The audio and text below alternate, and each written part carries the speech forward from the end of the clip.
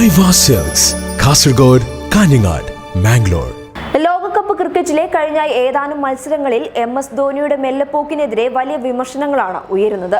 അനായാസം റൺസ് കണ്ടെത്താൻ പറ്റുന്ന സാഹചര്യത്തിൽ പോലും അതിന് സാധിക്കാത്തതാണ് ആരാധകരെയും മുൻ താരങ്ങളെയും ചൊടിപ്പിച്ചിരിക്കുന്നത്.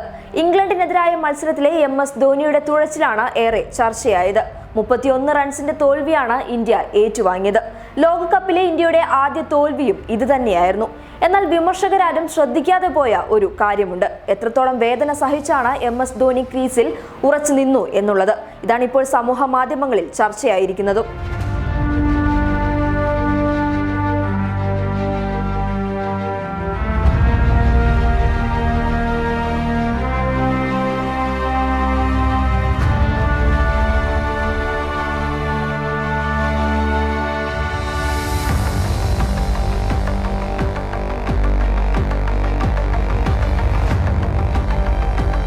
മത്സരത്തിനിടെ 2 തവണയാണ് ധോണിയുടെ വിരലിൽ പരിക്കേറ്റത്. ഒരു തവണ വിക്കറ്റിന് പിന്നിൽ നിൽക്കുമ്പോഴും രണ്ടാമത്തേത് ബാറ്റ് ചെയ്യുമ്പോഴുമായിരുന്നു ധോണിയുടെ വിരലിൽ പന്തുകൊണ്ട് പരിക്കേറ്റത്.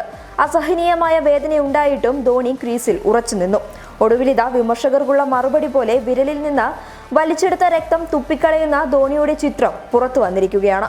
ചിത്രം സോഷ്യൽ മീഡിയയിൽ വൈറലായതോടെ ക്രിക്കറ്റിനോടും ടീമിനോടുമുള്ള ധോണിയുടെ സമർപ്പണവും പ്രതിബദ്ധതയുമാണ് വാഴ്ത്തപ്പെടുന്നത്.